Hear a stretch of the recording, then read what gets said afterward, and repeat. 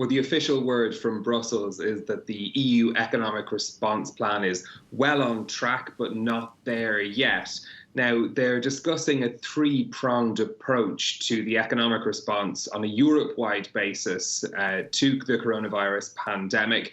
Two of the elements relatively uncontroversial going into this meeting.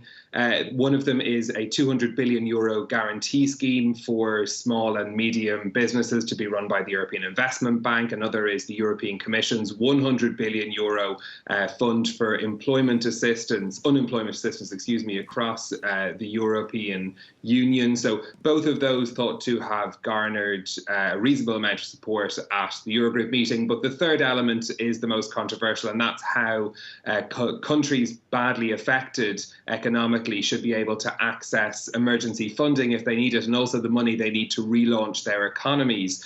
Italy and 8 other Eurozone countries had been going into this meeting pushing for a concept known as corona bonds, which would be a joint borrowing instrument using the whole of the EU's financial firepower to get the best conditions for raising money on the financial markets. Germany, the Netherlands and others had been pushing instead for the use of the European Bailout Fund, a fund that usually comes with very strict conditions. And I was hoping that they could come to an agreement on perhaps how those conditions could be altered to come to a way that countries could access that funding with less stringent conditions than they normally would. The talks going through the night, it doesn't look like an agreement had been reached in reports coming out of Brussels overnight.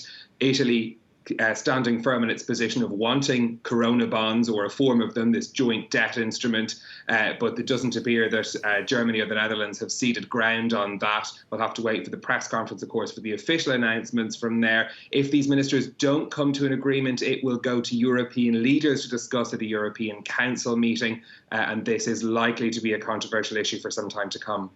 Another business, do you